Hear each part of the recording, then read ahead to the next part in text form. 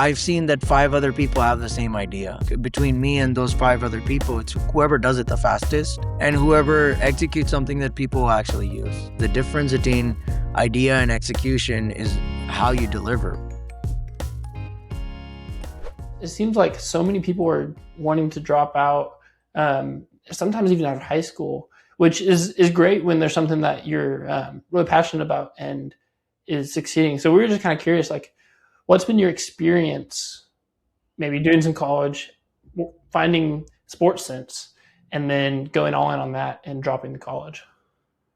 Well, your passion needs to be solidified, right? Passion without execution is not useful in my opinion. So when somebody needs to decide to put all their chips in the bag and go all in on something, right? There needs to be some level of conviction that this is the thing that I want to do for the next 3 to 5 years. So if you don't open up that window, for me, I thought that working on my financial services company when I dropped out of college was the way to go for me. And, you know, I realized that that was at that time was what I wanted to do. I've successfully completed 3 years at that company, and now I've decided to transition just for the domain. Instead of financial services, now the domain is sports. But I always knew I wanted to be an entrepreneur because of three key principles. Number one, I always wanted to be my own boss. Number two, I always wanted to control my time. And then number three, I always wanted to build a team. Regardless of what company you're at, you need to be really good at management and understanding how to take a bunch of different personalities, how to de-escalate situations, how Yeah, to, you know, conduct teamwork between all the moving parts, right? You want to make sure that every single person is doing the task that's delegated, and you need to be extremely empathetic as a leader. Understand that other people have stuff going on, and sometimes your deadlines won't get met, and that's okay. And that's a part of the thing. So you need to be really empathetic as a leader. yeah, absolutely. And you said you need to be passionate too. It sounds like for you, it's not necessarily passionate 100% about what the technology or the product is. Not that you don't like it, but it's passionate about the people. Is that fair to say? Yeah, absolutely. I'm very passionate about the people, but I'm also passionate about having my own freedom and owning something truly that's mine, equity in my own company that I made from scratch, right? So with Yeah, a job, I'll never truly get that because I'm always working for someone else, putting in hours, right? And it feels like until retirement, I'm not gonna get that like that time back. You know what I'm saying? Because if any millionaire or billionaire, you go ask them what do they want, the first thing they're gonna talk about is how if there was a way that, they could go back to being my age or your age, that's what they would yeah, want more than any amount of money that they significantly have. So time is yeah. It's way the more time. useful than money. Yeah. 100%. We've heard that multiple times, and it's just so true. Even with lives seeming to get busier and busier, it's always like, where can I find more time? So, was there like a moment when you were maybe still in school or running this financial company where you were like, well, I'm really wasting my time? And that's where the idea for SportsSense came to you? No, I don't think it came from a thing that I'm wasting my time. It always came from this sense of in my head that since I was 10 years old, I've always been obsessed with sports. I'm the guy on Fanspos working on like trade rumors and stuff like that. I'm the guy who's creating all these hot takes, and I was trying to muster up the courage to finally post them and stuff like that, get more active on social media and see. I even interviewed to try getting a Sirius XM role as a broadcaster and stuff like that. So, I've always wanted to do something in sports. I always knew. But without lack of a bachelor's degree, it's pretty difficult to get into most of the programs. But I felt like my first journey through my first company that I ended up running, that itself gave me all the knowledge that college would have given, at least in my opinion. That's how I felt. So And the thing is, there's two ways of learning. There's theoretical approaches and there's practical approaches. And I really got the practical approach of actually being hands-on and actually doing it, right? Because there's a lot of Yeah. people who understand theory really well, but then when it comes to actually executing it in the real world, they pretty much struggle with it. So I found something extremely interesting that I wanted to ask you guys as the hosts about. Did you guys know that 30% of the workforce is getting jobs right out of college right now? So it begs the question that how will the effectiveness of college affect students through the production of AI and everything like that, now taking over these entry level jobs? Do we think that college is going to become more of a different thing? Or now we see, companies like Neuralink and all these other companies where they think they're going to give us brain chips and stuff like that. So, what is the difference between someone having AI in their brain or a college education? I don't know what the fine line between that is, but I would love to get y'all's opinion on that. What do you guys think about that as Yeah, I students? mean, we have this conversation all the time on how one AI will affect things, but also how college is valuable. Um, for Wes and I, we're both students at Abilene Christian University, and I think it's fair to say we both loved college. Um, Maybe not always for the classes, although we've certainly learned things that you could learn, as you're saying, kind of actively and through experience.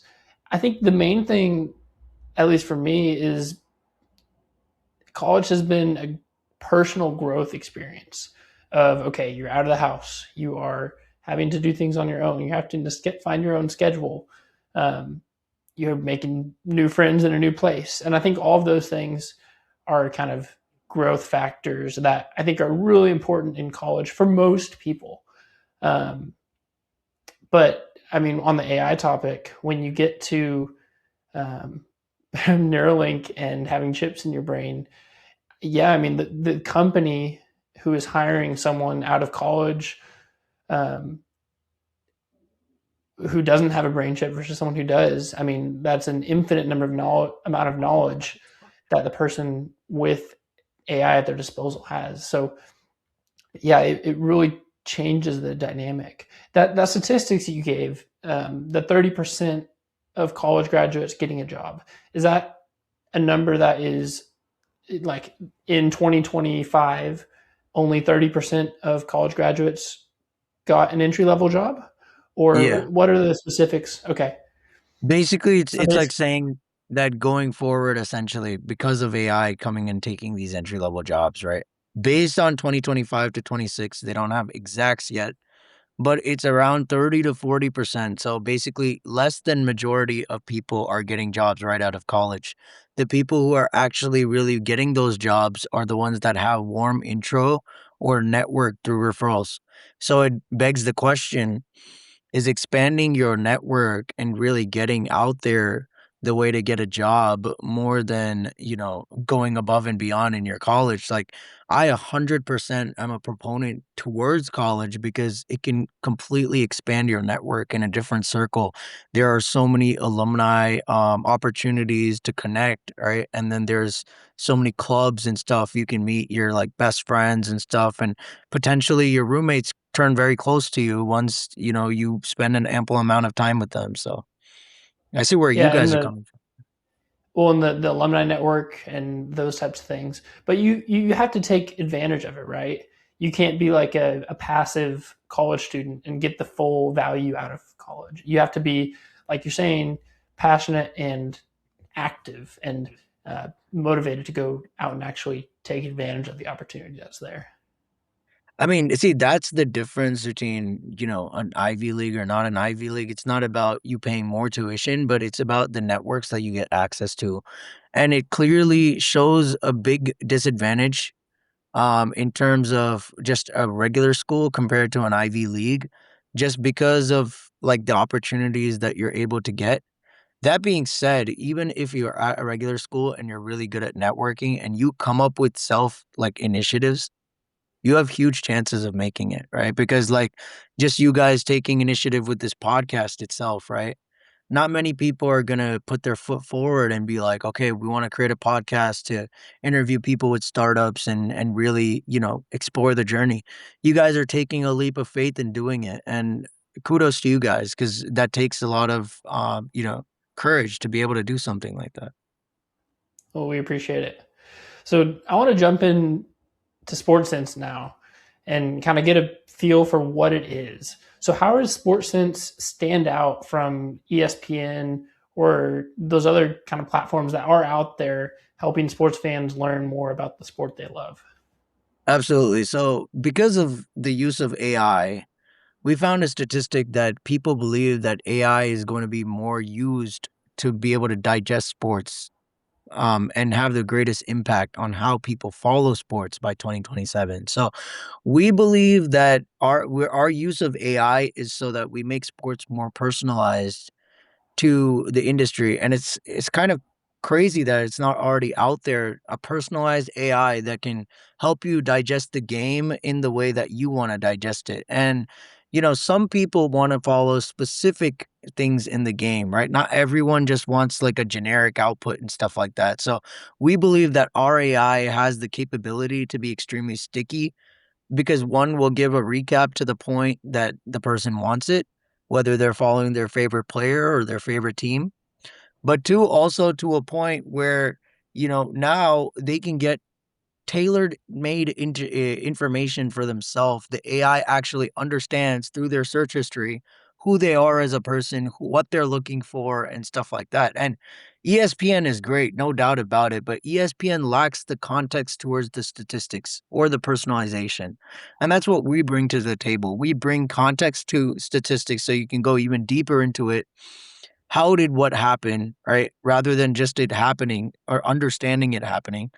And then, what happened to my specific favorite player. And so it brings a lot of people who are, busy to follow to now start following. And then people who love following, they can love it even more because now you can tailor the AI to your personality, whatever you want.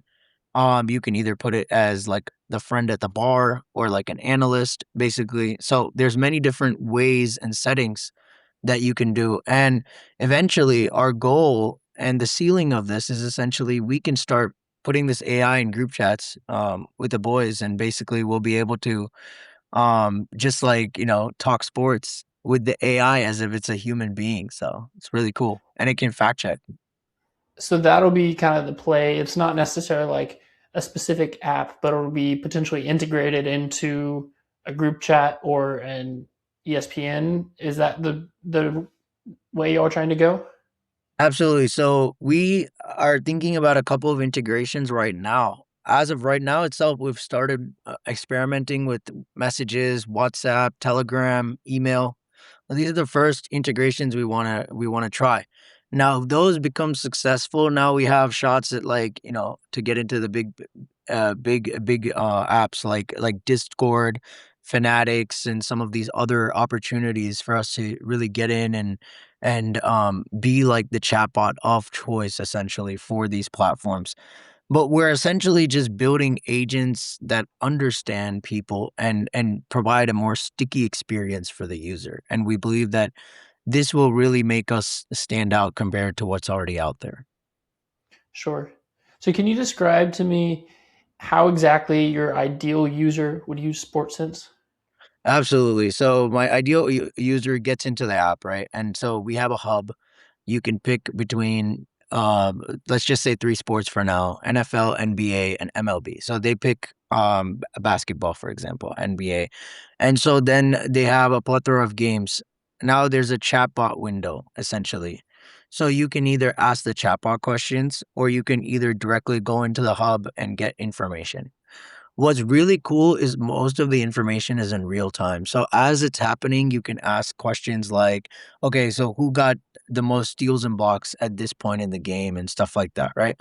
So once you get that statistic, then you can ask, what is the season stats? What is the chance that my team makes the playoffs, whatever. And then you can go even deeper and be like, okay, now that the Rockets are making the playoffs, Tell me who is the player that has the best point differential, basically. And then you can go even deeper to only get that player's stats and then only get that player's stats for the next 5 games. The cool thing about what we're building is we also have our custom notification system where you can get notifications in advance before, during, or after the game as you wish. So the ability to schedule notifications and stuff like that, we're also working on that as well. So we have a couple ways that we can truly market this and push this out to a user. We're definitely going to employ a university strategy in the sense of really pushing it out there with college kids and seeing, what are they liking essentially. That's our first. That's really how we're going to push this out. And then once we understand what is sticky and what is not based off of user feedback, we're going to kind of reassess and then decide what we want to push out. And reaching the college students is through your ambassador program that you're trying to build, correct? Absolutely, yeah. So I want to have an ambassador program of at least 15 to 20 college students across the country at notable universities, essentially repping SportsSense as this brand that's going to grow countrywide, right? And truly be the first agentic way of running fan engagement, essentially. And are college students the demographic you're targeting because they are more active in sports since they're surrounded by it at school, but also because they're more native to technology? Absolutely. So of course, native to technology is one part. But yeah, I would say the surrounding being sports is really great. It's not just college students. I would say anyone aged 18 to 34, we would be targeting. College Yeah. students is a great beta audience to get an understanding, right? So, because if Gen Z picks something up, we know there's two ways this can go. You're overnight viral, or it's a gimmick, right? There's only two ways that basically Gen Z plays with things. So we want to understand what is making our users come back essentially to the platform. And once we understand that, we can build a platform tailor made for these users who want to come back. And the other way we're trying to undercut some of these players like Fanatics and ESPN is we're also trying to truly give our users better value at a fraction of the cost. So if ESPN or, let's just say ESPN was like $15, right, for ESPN Plus. We're offering it like $5, which would be a fraction of the price because we understand that college students essentially want something that's pretty affordable. And then they could be like, "Hey, but bro, this is like super cool." And then they put their friends on it essentially. That's the kind of referral network essentially we want to build because understanding from financial services, which is this boring, very strong minded domain essentially where money is coming, no doubt, because it's financial services and everybody needs those solutions. But with sports, right, it's entertainment. So you want to build something that truly can spread through word of mouth, but also you're marketing it in the right way. Which brings me to the next step, which is we want to build a content funnel because content is key. Content is where everything is at right now. So attention is extremely scarce, but when you can buy people's attention, we know that a lot of the companies that gain a lot of attention have good revenue. But the thing is, you don't want to go above and beyond for the attention because if you do too much, you can also see some things crashing down. So, one of the examples of this was Cluely. I mean, they did really well in the first half of the year and everything like that. I'm sure they're doing pretty well right now, but we can see a clear transition from Cluely to move on from doing attention seeking content to now truly building up on that product once they got their initial users and really people are pretty happy with it for the most part. But because of the content, they're also losing a lot of followers. So it's like you want to be able to keep your reputation very strong as you're building this content essentially. Cluely is an interesting one because, I mean, when they started, all I saw was their marketing. I almost didn't even know what the actual product was. Um, do you think that when you build up hype so much through um, social media and that type of marketing, it almost, when the product actually comes out, if it's not even better than the quality of your marketing, you think it harms you more than it helps? 100% it harms you because you have brought a user's interest to the peak, and now you have to deliver because the difference between idea and execution is how you deliver, right? And so we have seen it before that, Facebook ends up coming out and takes away next, right? So it's like when we know that we just know that it's the way that you deliver truly because see, for example, Zuckerberg didn't have the idea for Facebook, right? It was two people at Harvard, right? That basically he paid off, right? And bought it for $50,000, which is still remarkable when we think about it to this day. Now, essentially he was like, okay, now instead of just making this around Harvard, can we make this a global phenomenon, right? And so what he does is he takes that idea outside of the classroom and truly executes it, right? So it's like a bunch of people have had ideas for social media. Why is Instagram successful? Why is Facebook successful, right? The answer is the execution was there. The relentless execution, the ability to listen to users, right? When you hear Brian, right, talk about Airbnb and what they did basically, they would live in some of these Airbnbs when they first started out and stuff like that. You need to have that relentless energy and effort towards what you're pursuing and really hone in on the conviction that this is going to be the next big thing essentially and see that vision before other people do. Like, for example, Canva got rejected by over like 26 VCs. Like, Mhm. when they were saying it's an idea, it's just oh, it's a design tool. There's too many design tools. Like, Adobe is gonna be better than you and everything like that. But when entrepreneurs truly have conviction in something and they continue building it, no matter what the outside says, right? At the end of the day, what the market says matters the most. So it's like people can keep saying, "Oh yeah, ESPN's gonna beat you and beat you and beat you," right? But if we execute to a point where we're now taking ESPN's market share and they take notice, it's a really big difference, right? And we've seen this over and over in history. So. And what has the outside been saying about SportsSense?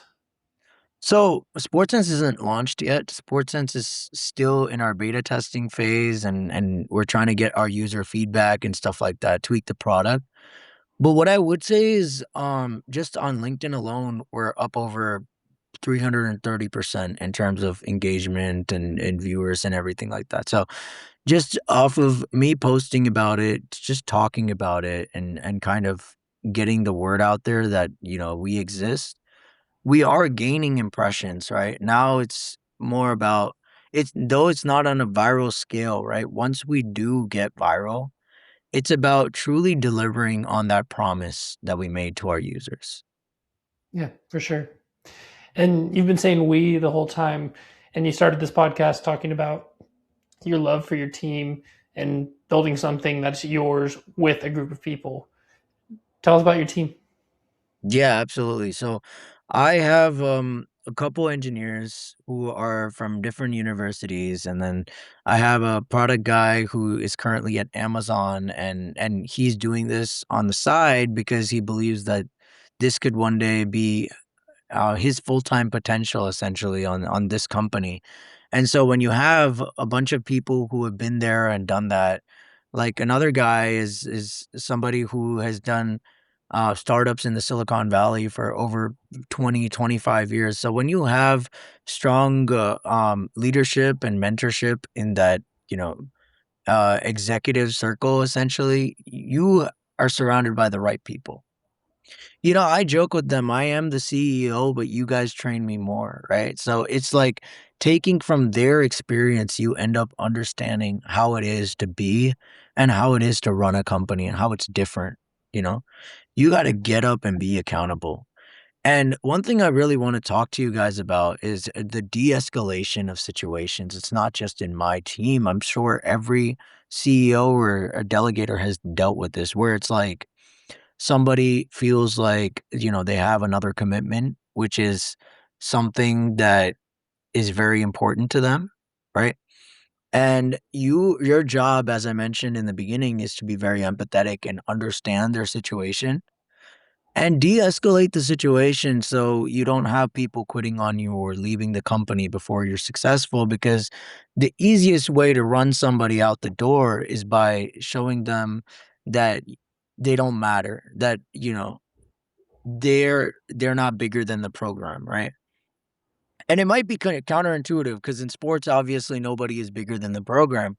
But when you're building something from scratch, it's very different. For example, if we take a franchise is already built. There's going to be a star player. There's probably a really good rookie, and then there's some veterans, right? Just like that, you can take that example into a startup, but the roles are a little bit reversed. Sometimes there's veterans, right? And then there are people who are like stars, people who are really good that hold the organization down. So it could be like a star engineer, and then you have a really good product guy, right? That keeps the engineers wanting to work there. Because for me, I'll just tell you guys in my journey, I'm not one bit technical, like at all. So I got a really good product manager that keeps the engineers in communication flow. And so the reason I believe that there should be a sort of, well, I wouldn't call it a hierarchy, but there should be a flow state within the company where, you know, you should delegate tasks to the right individuals. Like when I speak about technology, I'm not as articulate as a product manager would be towards a dev. So, understanding these basic fundamentals of management is extremely important, especially if anyone who's listening to this wants to be an entrepreneur or is looking for that, right opportunity. Take the opportunity, but make sure that you understand how to delegate tasks and not overwhelm yourself because it's very easy to. And what did that learning process look like for you? Yeah, the learning process was pretty tough at first. There were some people who we had initial clashes, and they decided that they wanted to move on and do something else, and I always wish them the best of luck. But for me, right, I always have the same goal and vision in mind. But the thing is, you want people who are like minded and agree with your goal and vision. Because if you have people that are constantly, criticizing you or bringing negativity or trying to bring the organization down, right? It's best that both parties just move on so that, neither hold each other back in that case. Now, sometimes there can also be situations where there's a mutual parting of ways. In the case of the my co-founder, we had a co-founder split, and that's because he got his dream job, and I'm so proud of him.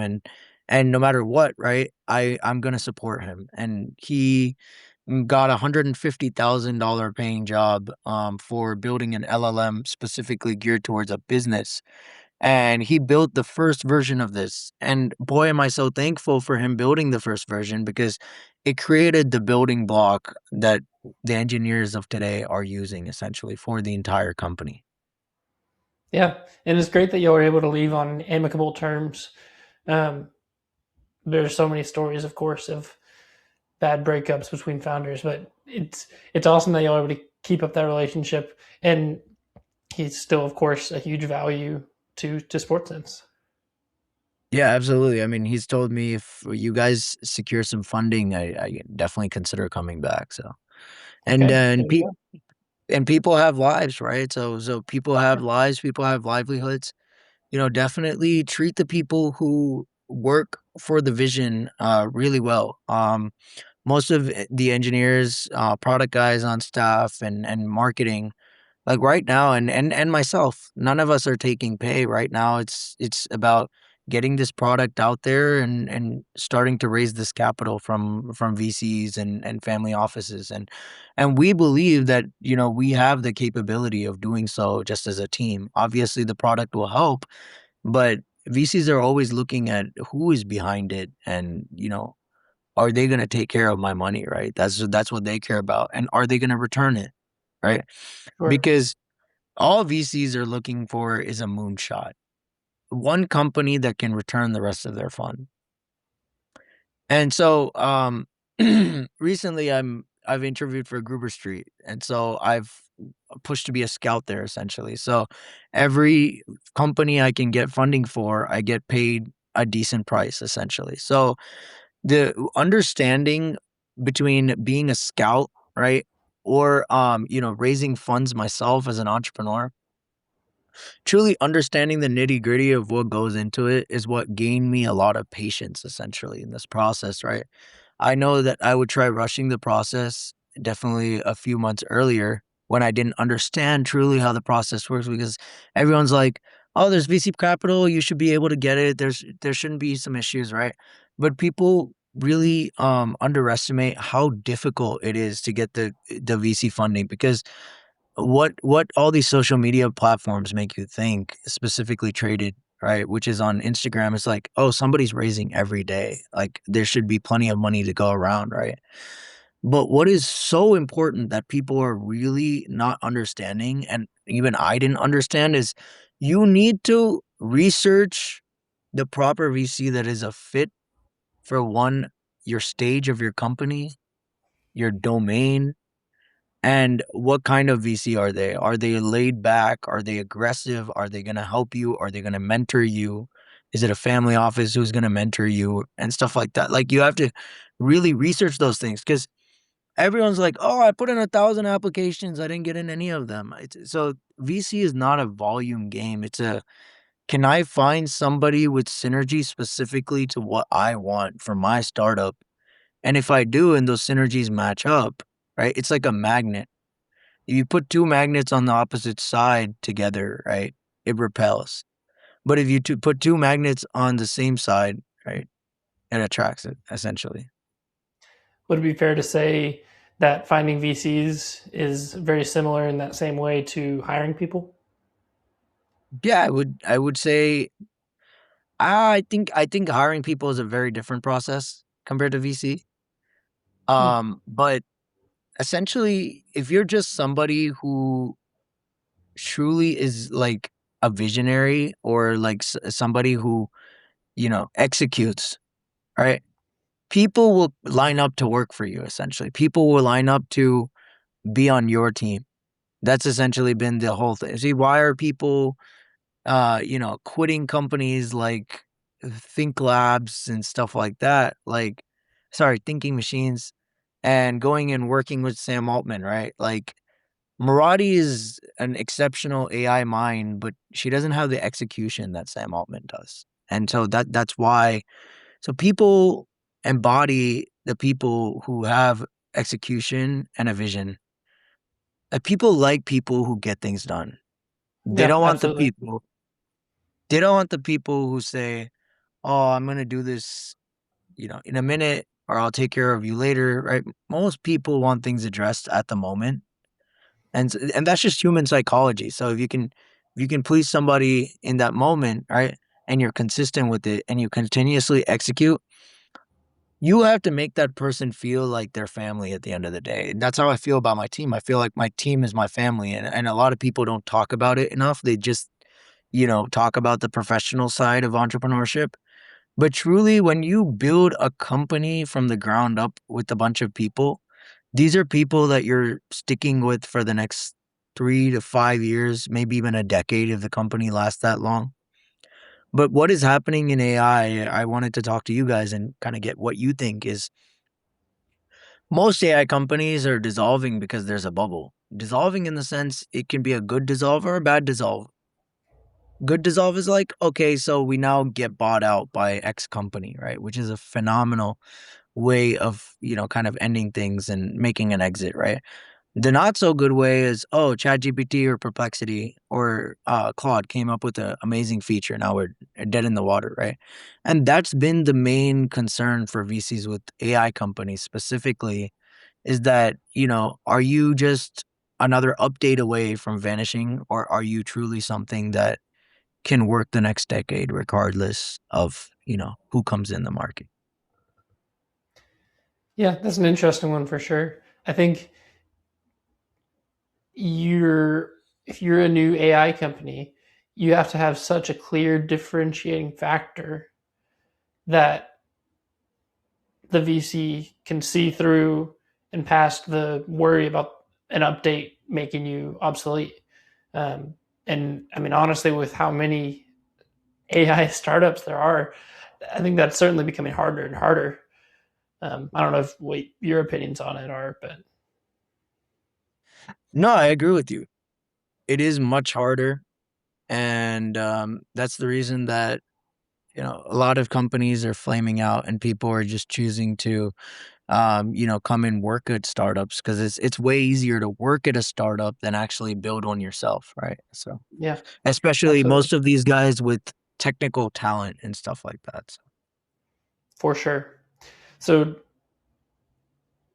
I want to hear more about your vision for SportsSense in the next 5 years. Where do you hope it will be, and what are the steps that you see must happen for you to get there? Yeah, absolutely. So within the next 5 years, we can absolutely be a company that has over 1 million users on the platform, and the thing is, it should be something that is sticky over the next 5 years. It shouldn't be just one use and then people put it down.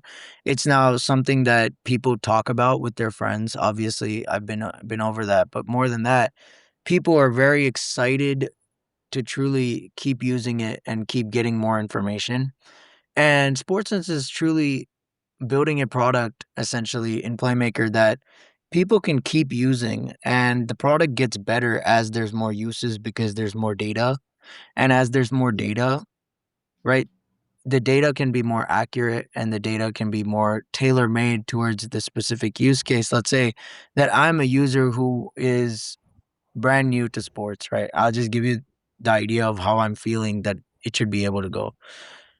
At some point after these next, 2 or 3 years, we want to build some portion of the product where we can target a market that not only knows sports, but a market that doesn't know sports and wants to get into it and is afraid and ashamed to have that conversation that they feel left out or they're missing out. Essentially, the FOMO that they have, where all their friends and buddies are talking about sports, or let's just say in this case, like, there's a lot of females who don't, speak sports, and there's a lot of men that speak sports, essentially, giving an opportunity, a very simple way for women to get into sports, to be able to spend more time with, boyfriends, husbands, or, in the workplace, to be able to Yeah, actually, talk about it more. And obviously with Taylor Swift, a lot of women want to, watch football now and, yeah, talk about it and stuff like that, right? But to be able to open up those conversations on a more open scale, absolutely that. But then, the third thing I wanted to truly say, and probably final thing on this topic at least, is we truly want global expansion, not just in the US, but why not? Why can't we be in, Europe, Asia, Africa, right? And so we have opportunities to expand globally and make this a phenomenon where everyone has it. Essentially, this is like the next big thing.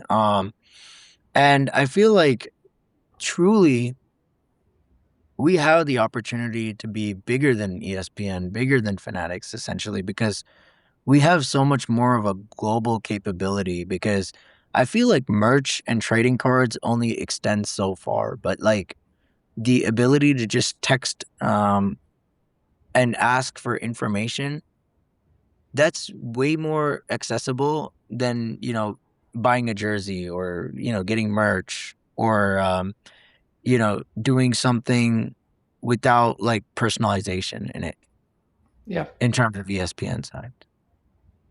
yeah, for sure. I think that's a great vision, and I, I mean, with the amount of sports information, whether it's so obviously sports gambling is huge, but even I'm a big golf fan, so the quantity of golf that there's new leagues popping up. It seems like every other month, and the amount of money that's being pumped into it. I think there's a huge market opportunity for AI personalization of this. So I mean, I love the idea, and really excited to see how y'all turn out because I think the timing of AI and sports going up is on a great trajectory. I feel so. If you could go back to after graduating high school and before all of this began, what would you want? What would you tell that version of yourself? What would you want that version of yourself to know? That, you're on the right path, but you have to do whatever you do with conviction and execution. And one thing that I would tell myself that a lot of people should tell themselves, like right out of high school is have a lot of patience, because I feel like a lot of high schoolers in general, they rush to decisions, specifically geared, oh yeah, what college do I want? Oh, I want to go here, right? Or so finding alignment within yourself and within others, I think, is what I would tell myself. Because back then it was always about, what can I do for me? What can I do for me? How can I, please myself, right? Or whatever. But that's a great mindset to have, no doubt about it. But that selfish mindset only gets you so far, is what I would tell myself personally. Right. So And where does commitment come from? commitment comes from an internal motivation combined with a passion, right? The desire to do something. You want to be somebody because everybody internally comes from a place where they want to be somebody at the end of the day, right? They not only want to be you know, a dutiful to their family and their self, they also want to, be a contributing member of society, right? A lot of people care to be somebody who impacts. And so if there is somebody who can impact the world, that matters so much, right, in our society, and that's kind of how it is. And so, you would aspire to be somebody like that, essentially. I like the thought of your passion and your commitment to something is so great that executing on it would feel like a failure. That Mm. if you know you have something worth trying as an entrepreneur or in anything in life, but in this case, entrepreneurship, if you stay up at night just wanting, thinking, oh my gosh, I can't go to sleep until I get this done, the passion has to drive the execution. And I think I've heard that a lot in what you're saying, and I love that idea. Yeah, I mean, see, that just like when we first started this whole entire discourse, right? It's about, how execution actually leads to results rather than, just having some passion, because I can say that I want an idea to build this chip that we want to put in a brain, right? For example, right? But like I've seen that 5 other people have the same idea. Now it's like between me and those 5 other people, it's whoever does it the fastest and whoever executes something that people will actually use. That's it. It's literally that's the difference, because the imbalance comes from everybody can have the same idea. I'm sure that there's over 20 or 200 people that had Airbnb idea, but there's only one executor of it, truly, one true executor of it. Everybody probably had the Waymo idea as well, but Waymo was able to execute it way better. Now we can argue, obviously, there's, Tesla robo taxis coming in and stuff like that, right? But so one thing I wanted to ask you guys actually, in terms of a question before we head out of here is kind of do you guys believe in something called first mover advantage? Do you believe that if you're the first one in a category, do you guys believe specifically that you are, at a much higher advantage than your peers, or do you believe that there's more to it than just that? I would say it's not everything, but I do agree that the first mover advantage is a thing. Um, when you're the first mover, especially with something like extremely revolutionary, if it's something that's maybe uh, adjusting or tweaking an already existing product, then you're not exactly the first mover. You might be in the new space that you're using the product in. But I think if you're making something truly revolutionary and you're the first mover, that passion and the excitement of something new, I think really is an advantage because the world will be on their heels trying to catch up and find where you are. I mean, with the computer, with the iPhone, I mean, no one's really caught up to Apple on their first mover advantage, creating the first iPhone, right? So I think there's definitely some validity to that statement. Yeah, 100%. Because see, Nokia came out with touchscreen phones even before Apple did.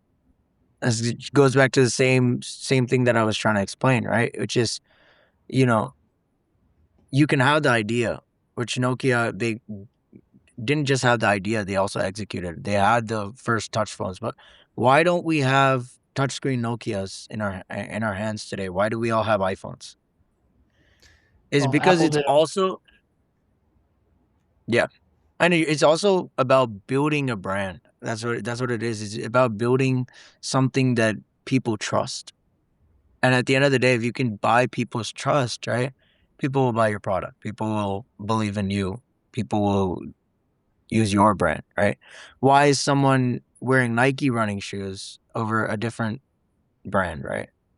It's because of what Nike stands for. They're all about execution. Just do it, right? Absolutely. Well, Sudhanva, thank you very much for coming on. Can't wait to see how you execute and where SportsSense ends up in the next 5 years. So thank you for your time.